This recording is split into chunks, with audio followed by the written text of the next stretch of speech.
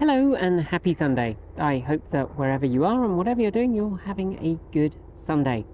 A quick content warning. Later in this video, I'm going to be discussing the health of our chickens, two of which are not entirely well, one of which is actually quite sick. So if that is something you don't want to listen to on Sunday, maybe just skip over that part of the video.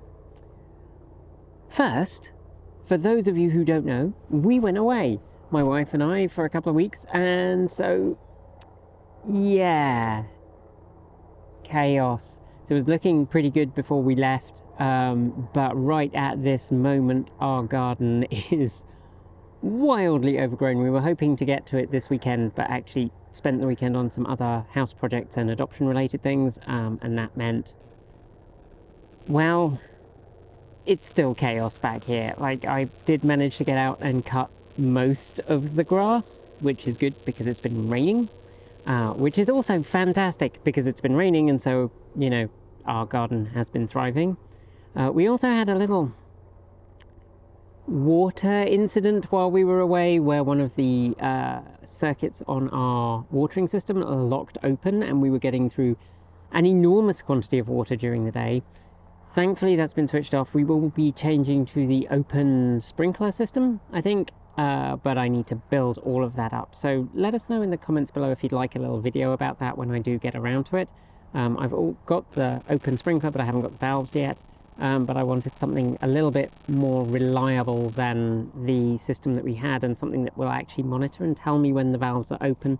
Because the problem was that one of the valves stuck, but no one who was visiting the house realized that it wasn't just randomly watering at the time they were there, it was watering 24/7 for a week, which is probably partly why things are looking quite so vigorous when we got back. But the timing of our departure was a little tricky, so a lot of the stuff that we'd hoped to put into beds or into large planters we didn't have time to do. Our tomatoes are all still in ridiculously small pots, like 2-gallon pots, which not ideal. I've been keeping them going by giving them regular feedings, and we've actually got quite a lot of tomatoes. We've been really quite lucky this year. It's been one of our best years for tomatoes. They're all ripening really well. So that's been delightful. We also have a ton of apples. So any suggestions you have for ideas for apples, we're obviously going to do some apple pies. We might make some apple butter because my wife absolutely adores apple butter. I don't know, applesauce. I would make cider. We don't have enough to make cider. And the last time I made cider, I made something that was more cider vinegar than cider, but I didn't use my hygrometer or anything. I just, like, eyeballed it. And that, if that's the first time you're making something alcoholic, eyeballing it, not the way to go. We did get a couple of cherries as well. That was really nice. And we've had a ton of raspberries out of the garden. The raspberries have gone absolutely wild. I suspect, you know, chickens eating and pooping raspberries everywhere has meant that it's spread much quicker than it normally would. So that's been really lovely. And behind me, you can see leeks. They've actually just gone to seed, so maybe that we'll use some of them. Sometimes we can just cut the core out of them because they do go a bit hard, but they still taste good if you cut the core out. But they never really grew big enough at the point in the year when we wanted to use them, so we might let them overwinter. We'll decide what we're going to do with it. And my rhubarb's done so well this year. So our other rhubarb, which is way over that way, that's sort of disappeared again in the summer. I think it gets too hot where it is and we need to move it. Where we would move it to is still a question, so we're thinking about that, because next year it may well come back. It did this year, and then it lasted for a while, and then when it got really hot, it just was like, I am done, peace out. So, garden is doing well, but is absolute chaos. The garage I will come to in a minute, and this is the section that some folks might want to skip. Pippi, who is one of our chickens that we've had the longest, so originally we had Pippi, Mimble and Astrid, and Pippi and Mimble are both Swedish flower hens. Well, Mimble was a Swedish flower hen, she is no longer with us. Pippi is our other Swedish flower hen, and she's always been a very spotty layer. Very much not a chicken mother. She never went broody. She would lay inconsistently the whole time. But she's the queen of the pack. She's, always been head of the pack. She is, she's not always the friendliest, shall we say, to the other chickens. But historically very much the leader. And then a while before we went away, we noticed she'd stopped laying. But in every other regard, she seemed happy and healthy. We initially wondered if she was going to molt. She didn't molt. We wondered if she was going to go broody, which would have been very out of character, but she did not. And then just before we left, we started to get a bit concerned because it had been quite a long time. And when we came back, we found that she still hadn't laid. She hasn't laid for a long time now. And finally, we were like, right, well, we'll take her to the vet, because mostly with chickens, by the time you know there's something wrong, it's too late. They are prey animals, so they hide their pain and they hide any problems that they're having, because any sign of weakness means that they might get, eaten by a passing bird. I mean, obviously they're a bird, but like a bird of prey. Or they'll get caught by a fox, or, something like that. So they're very good at hiding their pain, but Pippi seemed to have slowed down a lot.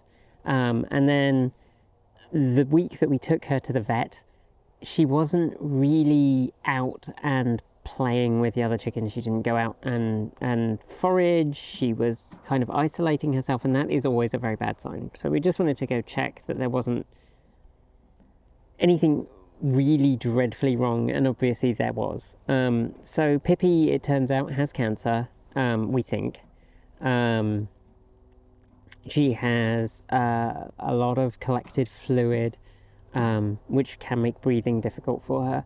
And they basically said, your options are that you can put her down here, you can put her down at home, or you can just wait for her to naturally die. My wife and I both have some hesitancy about making that decision for an animal.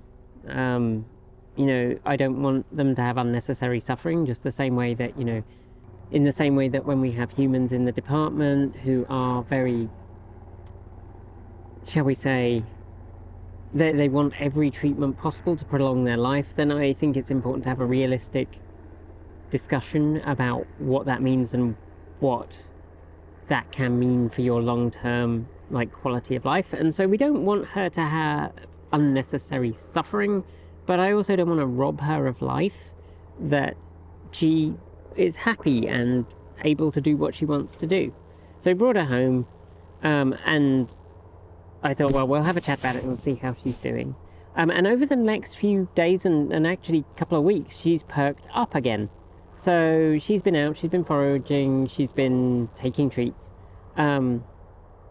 So we're just going to keep an eye on her, and when she stops doing that, then we'll have another discussion about, maybe is it time? So that's been kind of difficult. It's weird how attached you get to these animals. Chickens, it turns out, have way more personality than a lot of people expect, than certainly I expected. And also Pippi, Pippi and Astrid, we got them right at the beginning of the pandemic. And they've really kind of helped with the isolation that we felt early on. They provide a lot of entertainment. They are ridiculously fun. So there's a lot of attachment and sadness around that. And then to compound things, so before we went away, Louise, who is one of the newer chickens that we've got, now she is an ISA Brown, which is a notoriously unhealthy breed. So they're bred as battery hens. They're bred to have short, productive lives, and they often, because of the way that they've been bred, they often get cancers. They just don't live that long. And we didn't actually intend to get ISA Browns. It was a miscommunication, but it was with a friend, and we were just like, it's fine. These chickens are fine. And they've been absolutely delightful. But Louise we're going to take her to the vet again. So we took her to the vet a little while ago because she lost a bunch of feathers and they just never really grew back. And he said that because of the way ISA browns have been bred, quite often when they lose feathers, they don't have the energy to grow back those feathers until their next molting cycle. And so, you know, you can give them extra protein to try and help that along. So we tried that for a while and it didn't really do anything. So we just kind of accepted that she was a semi-naked chicken wandering around. But in the last few weeks, she's also stopped laying. Now, she's also molting right now, which throws things off a bit, but she has developed a limp and she feels like she has a bit of a lump. And unfortunately, she's had some diarrhea. So it may be that we have 2 cancer diagnoses with our chickens, which would be very sad. And then it will probably be a discussion about whether we get other chickens to keep the 2 that we have company, because a flock size of 2 isn't great. And with our other 2 not laying, then getting more chickens would be okay. The one thing that does factor into this is Astrid is the most broody chicken I have ever encountered. And to be fair, I've only encountered 5 chickens. But she has been broody so many times that... sorry, it looks like there's a chicken in our raspberry canes. The canes are waving around, but there's a fence there, so I'm pretty certain there is not a chicken in there.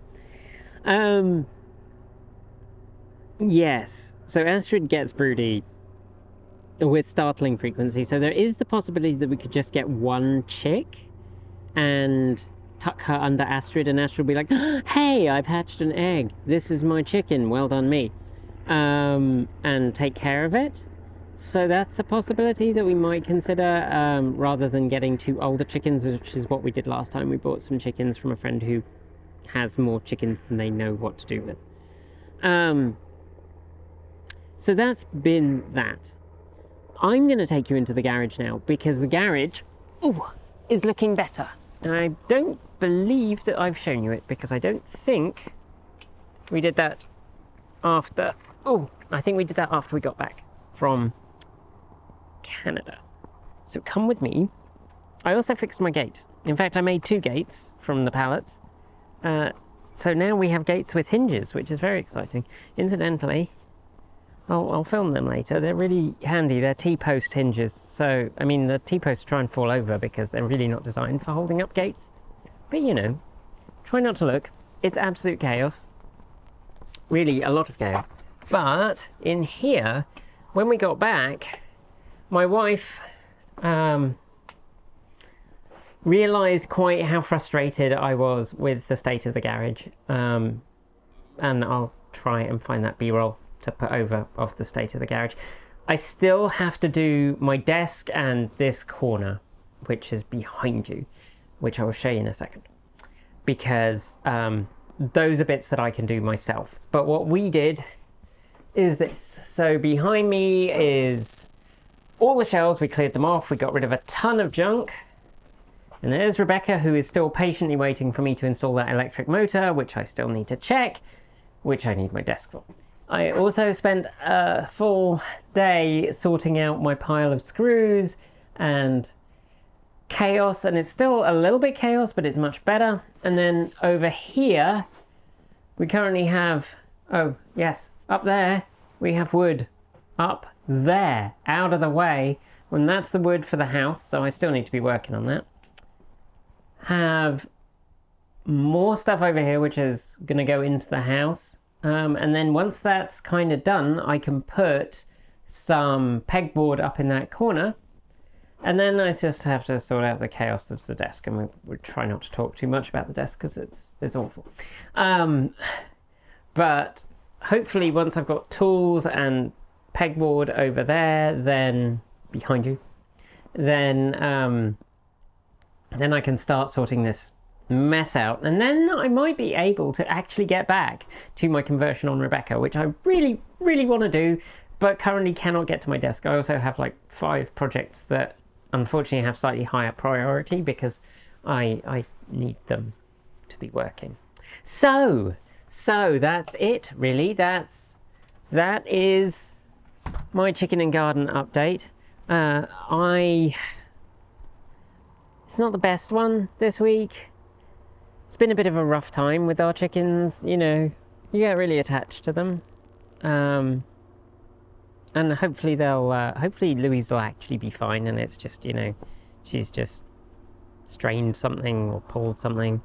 She does run around a lot. So anyway, let me grab the end credits because I'm outside and I have my phone. So on that note, we are done with today's video. If you have comments, drop us a polite note in the Discord chat room on Mastodon, or if you're a Patreon supporter, in the comments there. If you want more, subscribe, hit the bell, and follow the links below to regularly support us with a YouTube membership or Patreon subscription. And you'll also find links down there to our Ko-fi, Bitcoin, and our swag store, as well as that aforementioned Mastodon server. Scrolling by on my right over there is our amazing list of charged up supporters, and shout outs go to our V2G Patreon supporters: Alan Tupper, Andrew Martin, Bennett Elder, Brophy Wolf, Chris Maxwell, Cyprian Laplace, Dan Blair, Gordon C, Hay Esker, John Trammell, Kyle Fox, Mark Eggleton, Peter Dillinger, Gordon C. Gordon C. Regine Fellows, Sean Tucker, Stephen Fremgen, Stephen Williams, Tesla in the Gong, Paul Bricknell, Tony Moss, Kyle Hodgson, Chris Ascenta, Danny Hyde, Lance Charles, Linda Irish, Mike Weeder, and Paul Nelson. And finally, big thanks to our off-grid supporters: Paul Conway, Kevin Burrabridge, Stephen O'Donoghue, Jim Burness, Robert Flannery, Aaron Han, Ellery Hensley, Rory Litwin, JP Fagerback, Dave Kitchen, Andrew Glenn, Anonymous Freak, Chris and Michael Johnson, CPU Freak 101, Eric Knack, Joe Bresney, John Henderson, Laura Reynolds, Marcel Ward, Matthew Drobnak, Nigel S, Reggie Watts, Will Graylin, and of course Ian. Don't forget, we make videos every Monday, Wednesday, Friday, and Saturday on the main channel, and Sunday on Take 2. Good grief, I can't speak. And with that, I hope you enjoy the rest of your day. Take care, see you soon, and keep evolving.